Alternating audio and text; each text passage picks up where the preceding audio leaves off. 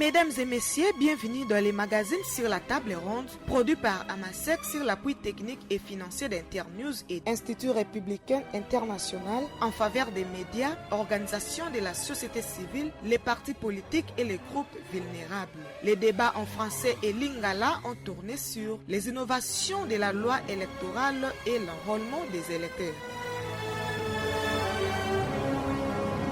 Organisé à Mbandaka le 22 février et à Bikoro le 24 février 2023 en collaboration avec la Commission diocésaine justice et Mbandaka CDJP et la solidarité pour la promotion des femmes autochtones SPFA. Dans le cadre des mises en œuvre du programme MSDA financé par USAID ainsi que les coopérations suédoises et suisses. Objectif de la table ronde.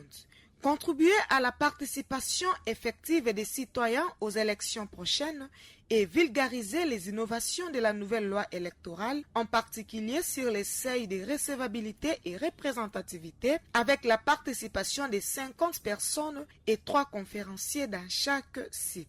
3 thèmes ont été développés, à savoir l'importance de l'opération d'identification et de l'enrôlement des électeurs, quand et comment s'appliquent les seuils de recevabilité et représentativité, comment les groupes marginalisés sont pris en compte dans les processus sur le plan légal et opérationnel. Suivez tour à tour les différents points de cette table ronde.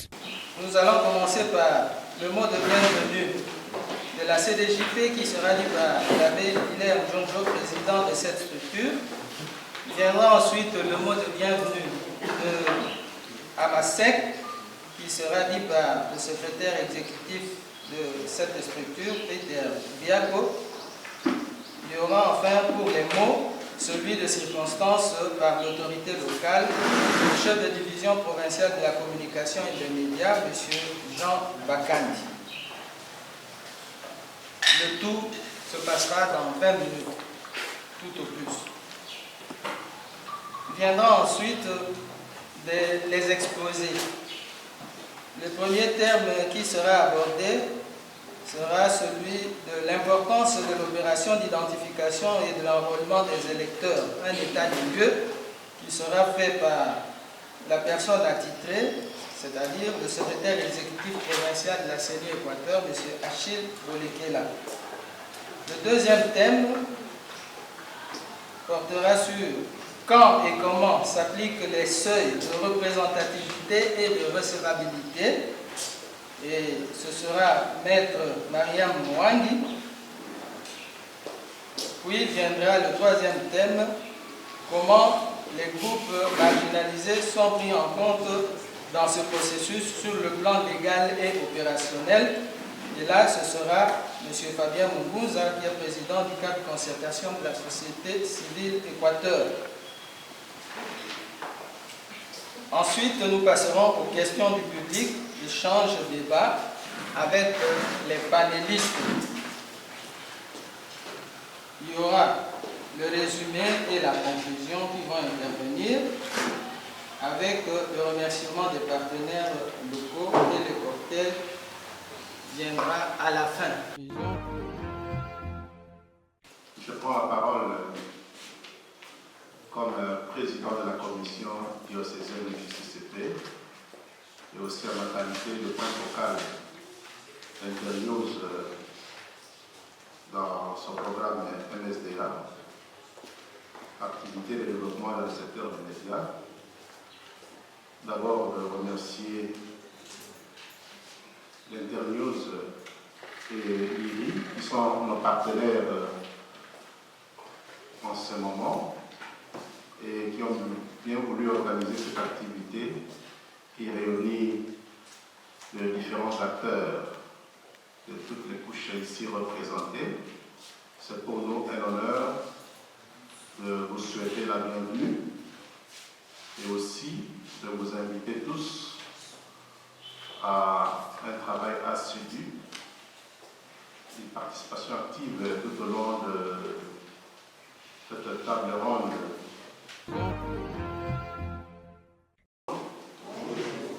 Monsieur le chef de division provinciale de la communication et des médias de l'Équateur, le président de la commission diocésaine justice et paix de la diocèse de Mbandaka Bikoro, chers panélistes, chers participants et participantes.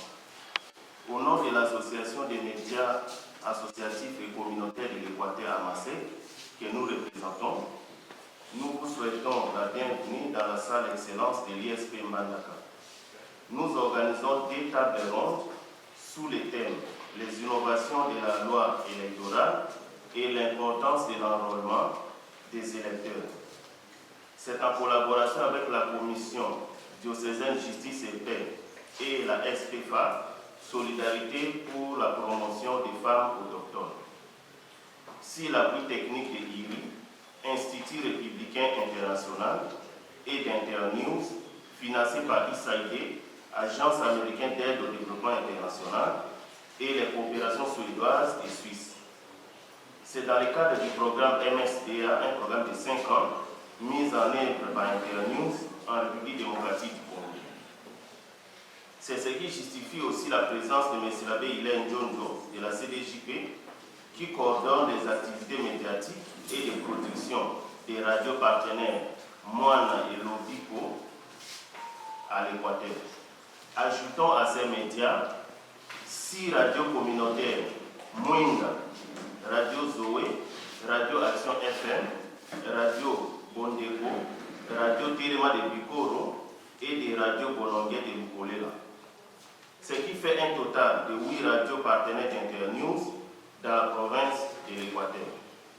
Mesdames et messieurs, chers invités et conférenciers, à Mbandaka, nous organisons le débat de la table ronde ce mercredi 22 février 2023 et à Bikoro, territoire situé à 128 km de la ville de Mbandaka, le vendredi 24 février 2023, en la salle Pré-Grand Séminaire catholique de Bikoro.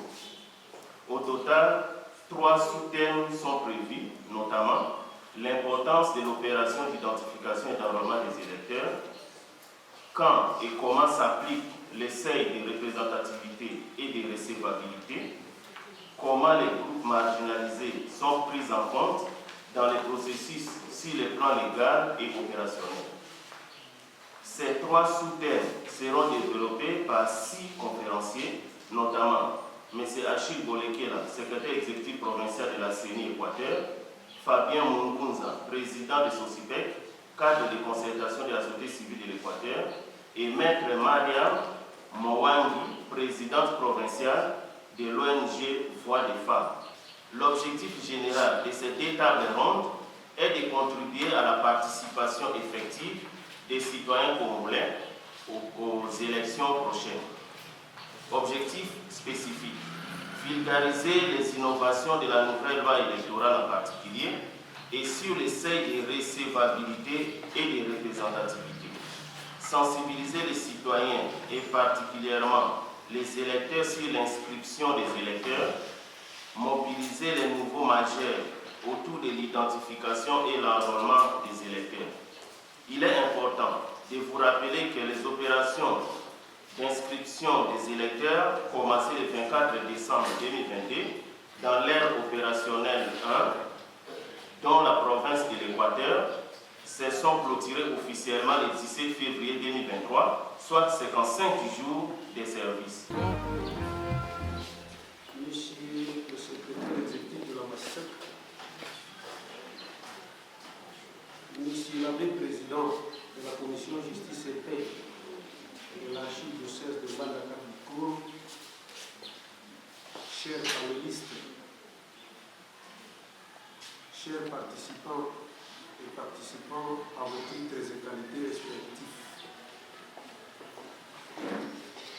C'est pour moi un honneur et une grâce de prendre la parole ce jour au devant de vous, mesdames et messieurs, distingués invités. Les 2 tables rondes dont il est question aujourd'hui tombent à point nommé sous le thème des innovations de la loi électorale et l'importance de l'enrôlement des électeurs. Cela pour éclairer toutes les zones d'ombre qui ont obscurci toutes les couches de nos populations, car, comme nous le savons tous, cette année 2023 est une année électorale. Étant un droit et un devoir civique, je suis convaincu que les intervenants de cette table ronde vont nous parler en profondeur sur ce thème en utilisant sans se gêner toutes nos langues locales pour que nous comprenions ce qu'est la loi électorale et pourquoi s'enrôler. Donc, c'est pour réparer, corriger, arranger, permettez-moi le terme, ce qui vient de se passer pendant la période d'enrôlement où beaucoup d'entre nous, beaucoup d'entre nos membres de communauté, ont dit, nous sommes tous des témoins, n'a que les cas pour le carte pour les souvenirs n'a pas voté. Ah, ça va bien accueillir pour ça. Voilà ce que moi je souligne, que nos intervenants puissent nous parler en lingala, en lomombo, en kingombe, en toute langue, pour que nous prenions toutes les données possibles, tous les éléments convaincants, afin de nous servir de base pour aller sensibiliser nos membres sur l'importance de l'enrôlement et l'importance de la loi électorale. C'est depuis le 24 décembre de l'année passée que la Commission électorale nationale indépendante a lancé cette grande opération qui a commencé dans 10 provinces et progressivement, en ce jour, s'est étendue sur l'ensemble du territoire national. L'enrôlement des électeurs, identification, je vous l'ai dit, et enrôlement des électeurs en République démocratique du Congo, quelle est son importance? Tout part de la constitution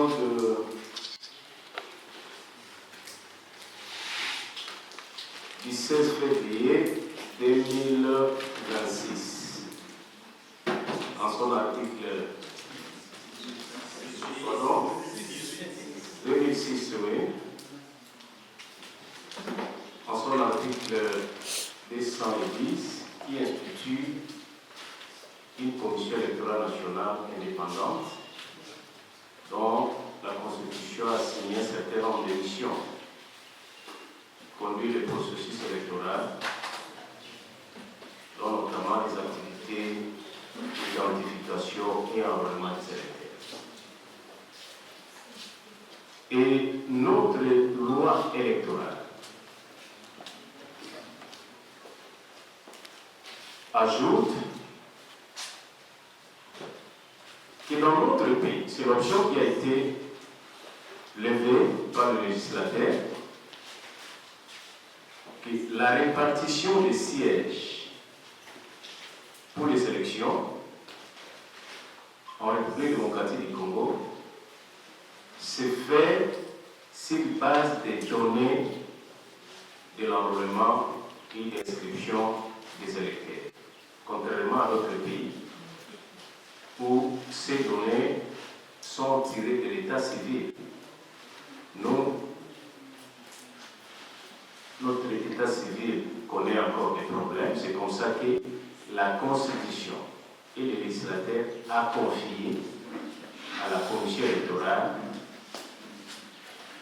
d'identifier les Congolais et les Congolaises à l'âge de voter, afin qu'ils participent au processus électoral. Donc vous comprendrez que l'importance de l'identification et l'enrôlement des électeurs, c'est juste que pour permettre à l'organe qui gère les élections de constituer les fichiers électoraux.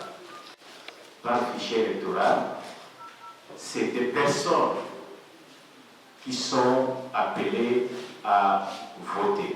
Dans son article 4, dit ceci: l'enrôlement et l'inscription des électeurs est un devoir civique Qui dit devoir, ça veut dire obligation. Même si j'ai aimé quand le chef de division de médias a relayé le desiderata de la population, mais on doit savoir que cette opération, selon la loi, est une obligation. L'élection dans notre pays n'est pas une obligation. Effectivement, ils peuvent avoir raison. Mais l'opération d'identification à l'enrôlement des électeurs est une obligation. C'est un devoir, une obligation, parce que c'est cette opération constitue le moyen par lequel l'organe qui gère les élections constitue son fichier électoral. Et par cette opération aussi, on donne à la population la possibilité d'avoir un document qu'on appelle la carte d'électeur, qui selon notre non-loi constitue une carte d'identité provisoire jusqu'à ce que l'organe compétent ou l'institution compétente, le ministère de l'Intérieur, délivre finalement un document officiel qu'on appelle la carte d'identité. L'opération devait se clôturer le 23 janvier. Vu l'état des lieux et les rapports que nous avons donnés à la hiérarchie de la CENI, qui a encore du monde devant nos centres d'inscription, l'autorité ou les autorités de la CENI ont accordé encore 25 jours au total. Et nous avons clôturé officiellement cette opération depuis le vendredi passé, le 17. Mais ceux qui ont suivi les communiqués de la CENI, officiellement les centres ont clôturé dans les 10 provinces de l'air opérationnel le 17 février. Mais à 17h, nous avons remis les jetons. Pour tous ces membres qui étaient devant la machine, ils étaient nombreux. Et jusqu'à ce jour, nous continuons à épuiser les nombres de ceux qui ont reçu les jetons. La loi électorale, l'importance de l'enrôlement. Et certes vient de nous parler de l'importance de l'enrôlement. Et nous, par contre, nous allons parler des innovations de la loi électorale. Spécialement, nous parlons des seuils de représentativité et de recevabilité. Quand il s'applique et comment il s'applique. Parlons des seuils, commençons d'abord par les seuils de représentativité parce que le seuil de représentativité a été déjà parlé dans les lois passées. Ce n'est pas vraiment une innovation pour la nouvelle loi électorale. Les seuils de représentativité, c'est un instrument démocratique institué par la loi électorale pour permettre la répartition des sièges. Donc tout candidat qui a besoin d'avoir un siège, tant au niveau national, provincial que local, est mesuré par rapport au seuil de représentativité. Quant au seuil de recevabilité, c'est de là qu'il s'agit, parce que c'est une innovation par rapport à la nouvelle loi électorale. Ce seuil de recevabilité, c'est quoi? C'est un instrument, comme j'avais dit, pour les seuils de représentativité. C'est un instrument démocratique institué par la loi. C'est aussi par contre devenu pour permettre aux candidats la recevabilité de leur candidature conformément à la nouvelle loi. Quand elle s'applique, l'essai innovant, qui est l'essai de recevabilité, il s'applique au début des opérations de vote, c'est-à-dire pendant le dépôt des candidatures. C'est à ce moment-là qu'on applique l'essai de recevabilité. Par rapport au seuil de représentativité, quand il s'applique, le seuil de représentativité, il s'applique à la fin des opérations de vote. Après que les électeurs aient voté, la CENI comme institution technique va procéder, comme la loi l'institue, aux répartitions des sièges tout en observant les dispositions de la loi. Comment il s'applique? Les seuils de recevabilité, il s'applique de cette manière-ci. La loi dit à 60%, c'est-à-dire les listes des candidats ou des regroupements doit contenir le nombre de candidats à 60% des sièges disposés pour la compétition. Et cela, ça s'applique à tout niveau des élections, c'est-à-dire au niveau national. Au niveau national, comme il y a 500 sièges, les listes doivent atteindre 60% des 500 sièges pour être recevables au niveau de la CENI. Au niveau provincial, ici chez nous, s'il y a par exemple 18 sièges, les listes, soit la liste du candidat indépendant ou les listes de regroupement, doivent atteindre les 60% aussi des sièges par rapport au niveau provincial. Pareillement, 60% au niveau municipal, urbain et local.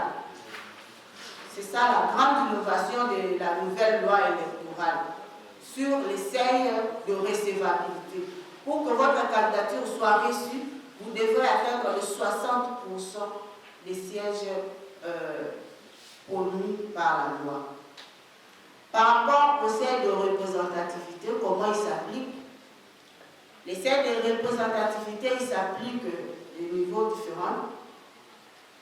Par rapport au niveau national, les seuils de représentativité, la loi veut que on atteigne 1% sur le suffrage exprimé dans toute l'étendue de la République démocratique du Congo. Et sur le niveau, au niveau provincial, la loi veut qu'on atteigne le 3% sur les suffrages exprimés. Et par rapport au niveau urbain, local et municipal, la loi veut qu'on atteigne les 10% sur les suffrages exprimés. Mesdames et messieurs, je crois là, c'est le résumé de ce qui nous a été demandé de faire. On doit vraiment observer ces critères-là, parce que, comme on dit, la forme remporte sur le fond. Lorsque la forme est bonne, le fond, je crois qu'il n'y aura pas trop de problèmes. Pour éviter d'aller avec le slogan de la vérité des urnes, il faut être prudent à ce stade-là, voir comment vous vous présentez, remplir les conditions. D'abord, c'est une condition primordiale pour tous les candidats, pour tous les regroupements, pour réussir aux élections et pour être reçu, puis continuer. D'abord, ce que j'ai aimé par rapport à cette innovation est quoi? Les candidats qui viennent déposer sa candidature ou le regroupement, il saura déjà s'il est reçu ou rejeté. Parce que lorsque la CENI regarde seulement comme ça, vous n'avez pas atteint le 60%, d'office, il rejette votre candidature. Nous avons pensé que dans un premier temps, il était important que nous puissions avoir un entraînement commun, si c'est que l'on entend par groupe marginalisé. De façon classique, on entend par groupe marginalisé les catégories de personnes ci-après. Les migrants, notamment ceux de l'autre, qui courent qui courent vers les pays, l'Eldorado, les pays développés, dont nous savons les différents problèmes auxquels ils font face.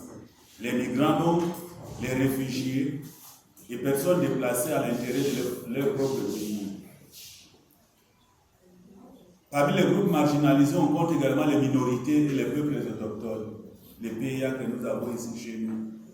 Il y a également un problème de minorité, c'est des groupes de personnes identifier de manière, n'est-ce pas, en termes d'un certain nombre de choix, en termes de langue, en termes d'ethnie, dont le nombre est inférieur à l'ensemble de la population de l'entité.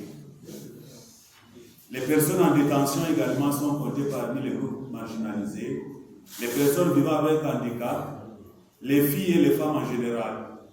Donc de façon classique, ce sont ces groupes-là qui sont considérés comme groupes marginalisés. Mais marginaliser quelqu'un, c'est le rendre moins apte à faire des choses ou à accéder à des services d'opportunités qui sont essentiels. Les groupes marginalisés sont souvent mis à l'écart des politiques nationales. Qu'est-ce qu'on entend par identification et enrôlement des électeurs? L'identification des électeurs est l'ensemble des opérations d'identification et des comptages des nationaux remplissant les conditions requises pour voter. Tandis que l'enrôlement des électeurs est l'inscription des éléments d'identification des électeurs sur la liste des votants appelée liste électorale. Une loi établit les règles quant à ceux. Maintenant, de la prise en compte des groupes marginalisés dans les processus d'identification et enrôlement sur le plan légal et opérationnel. La décision numéro 026 bis du 13 juillet 2016 relative aux mesures d'application de la loi numéro 04/028 du 4 décembre 2004 portant identification et enrôlement des électeurs en République démocratique du Congo, telle que modifiée et complétée par la loi numéro 16/007 du 29 juin 2016, stipule que la Commission électorale nationale indépendante peut, à titre exceptionnel, pour une période qu'elle détermine, établir un ou plusieurs centres d'inscription dans les camps de déplacés, les centres hospitaliers et les centres de détention. Cette disposition renchérit en disant, pour faciliter l'identification et l'enrôlement des malades, des femmes enceintes, des personnes vivant avec handicap et les personnes de troisième âge, une priorité d'accès au centre d'inscription leur est accordée. Cette même décision affirme plus loin son article 22. Toutefois, pour les personnes qui ne disposent pas d'empreintes digitales pour cause d'handicap ou pour celles dont les empreintes sont illisibles, la saisie des autres renseignements personnels sera effectuée après autorisation préalable du président du centre d'inscription. Comme on le voit, cette prise en compte légale des groupes marginalisés est non seulement aléatoire. Pourquoi aléatoire? Parce qu'elle laissait à la libre appréciation de la CENI, sans caractère obligatoire, et non holistique, car laissant de côté, par exemple, le peuple autochtone, les filles et les femmes en général.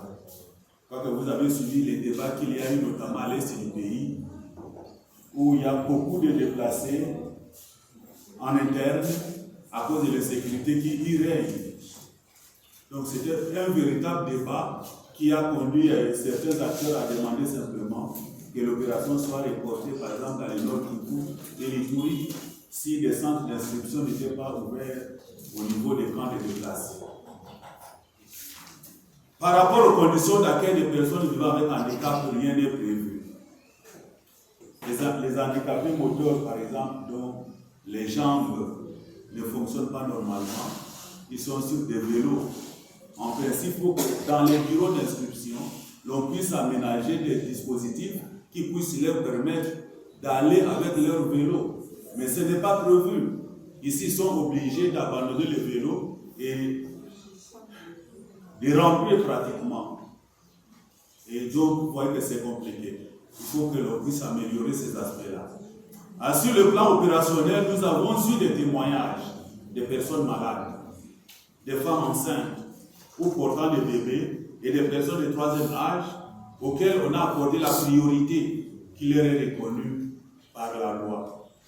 Quelle est la cause majeure de la participation non active des Angolais dans la province de l'Équateur par rapport aux autres provinces? Est-ce que cela est dit par rapport aux arrêts intempestifs de nos machines ou par rapport au non-professionnalisme des agents électoraux de la CENI? Si c'est au non-professionnalisme des agents électoraux, à qui est comme la responsabilité?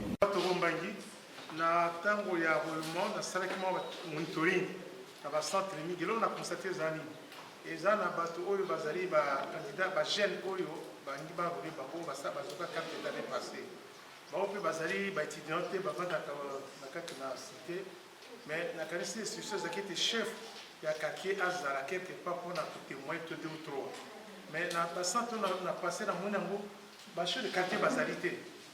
Donc ici, il faut que les gens au bureau, il faut que bazar. Mais maintenant, que nous avons parce qu'il fallait pas poster bango dans la siège là. Ça pour les propres bazar découragés. Mon guide, province de l'Équateur, dans les statistiques qui ont été publiées, c'était 52%. Quelle est la cause? Est-ce que par ce sont des balles, non, ce sont un problème de non-professionnalisme? Écoutez, je vous ai dit ici, quand nous avons la chance que la province de l'Équateur, tout le monde est connu, même les autorités de la CENI, il y a la province de l'Équateur, il y a la province de Marie-Dombe, il y a une partie de la province, ce sont des provinces difficiles. Nous avons, vous et nous connaissons la difficulté que nous avons dans la province de l'Équateur, différents de nos amis qui sont dans les Bas-Congo, soit même les Silou-Bangui. Silou-Bangui, il peut prendre 100 motos, il fait des rondes de toute la province, dans la moto. Mais ce qui n'est pas le cas ici. Quitter ici pour rejoindre les derniers centres d'inscription qui se trouvent à Bonbon là-bas, tu peux faire une semaine, même 2 semaines. Et c'est comme ça qu'une machine qu'on a envoyée à plus de 200 km à Bonbon, à Bonbon, est tombée par. Vous allez faire d'abord une semaine juste pour avoir l'information. Parce qu'il n'y a pas de réseau, pour la de la Batouba-Mutanda. Une semaine juste pour que vous ayez l'information qu'il y a un centre qui a fait une semaine sans travail. Et une semaine pour que vous réagissez pour que le dépanner. Ce sens-là, les gens doivent comprendre la difficulté au niveau de l'Équateur. Et les 52% là, c'est justifié. Quelle est la cause? Parce que c'était ça la question. Parce qu'il y a eu beaucoup d'informations, de données qui sont sur le terrain que nous, on n'en avait pas. On n'en avait pas. Et nous avons le monitoring chaque soir, même maintenant là. Ça fait jusqu'hier, je n'ai eu les données que de Manaka, du Rukolera et de Bigo. Toutes les autres antennes, les chiffres que je vous ai communiqués ici, c'est hormis Bongongo, ça fait une semaine dans la abonné dans Bongongo. Bolomba, ça fait 2 ou 3, 4 jours. Dès que j'aurai toutes ces données, vous allez voir que les chiffres vont changer les jours à jour. C'est ça la cause parmi. Parce que quand nous allons fermer tous les centres et que toutes nos machines seront ramassées au niveau de nos antennes, c'est là où nous aurons les statistiques finales pour la province de l'Équateur. Parce que c'est ça parmi les difficultés que nous avons dans la province. La loi dit que celui qui vient pour qu'il ait la carte d'électeur, il y a des conditions. Il doit présenter tel document qui prouve qu'il est congolais. En défaut de ça, voici ce que dit la loi. L'article 10 de la loi portée identification et enrôlement des électeurs. Pour justifier l'identité et l'âge de l'électeur est prise en considération une de pièces ci-après. L'acte de naissance, certificat de nationalité, carte d'électeur 2010-2011, le passeport congolais en cours de validité, ainsi de suite. En défaut de l'une ou l'autre de ces pièces, est prise en considération la déclaration écrite faite par 3 personnes majeures déjà inscrites sur les listes des électeurs du même centre d'inscription, contresignée à titre gratuit par le chef de quartier ou le chef de village dans lequel se situe ce centre d'inscription. Une telle disposition ne garantit pas le caractère inclusif des élections. Est-ce que croyez-vous que l'essai de recevabilité pourrait garantir aux Congolais les élections inclusives? Du fait qu'il y a certaines personnes qui veulent conquérir le pouvoir alors qu'on lui demande d'être regroupé et répondre à ces seuils-là. Est-ce que ce n'est pas un motif de remettre en cause le caractère inclusif des élections? La loi a un caractère impersonnel. Donc, lorsqu'il y a une loi, et ça dit ça, ma qualité, le lien à Batunyonso, peut répondre à le à Badouana. Pourquoi on a apporté cette innovation? Parmi les raisons, on doit quand même réglementer ce secteur-là. Comme la loi a donné la possibilité à nous soit conquérir le pouvoir, on ne peut pas astreindre ces droits-là pour dire que yote, yende, asala. Tout le monde a le droit à ça, à parti politique, de la manière dont tu veux, conformément à la loi. Pour ndeko oyo bazwaki chance ya kozala a relate par exemple le corps prisonnier ou bien bato bazaki na ba hôpital. Alors plaidoyer nous kosala pona bango eza na côté gouvernement et puis na côté CENI. Prise en charge ya ba groupe marginalisé ezalaki aléatoire et insuffisante. Tolobi laissé à la libre appréciation ya CENI, to ya baja ya CENI. Et l'autre ibongaka ezala na caractère contraignant. Par disposition pénale ezala prévue. Et ce consalité, voilà la sanction. Au cours des 2 tables rondes, les participants ont recommandé aux organisateurs et aux partenaires techniques financiers ce qui suit: de continuer la sensibilisation auprès de la communauté sur les processus électoraux en RDC, que la table ronde précède les activités électorales sur le terrain, que les organisateurs mettent à la disposition des participants les supports de sensibilisation et documents, que les programmes de diffusion des débats des tables rondes continuent sur les radios communautaires. Nous sommes à la fin de ce magazine sur la table ronde électorale produit par Amasec avec l'appui technique et financier d'Internews et Institut républicain international dans le cadre de la mise en œuvre du programme MSDA financé par USAID, les coopérations suédoises et suisses. À la présentation, c'était Myrna Bongombe. Au revoir et à la prochaine.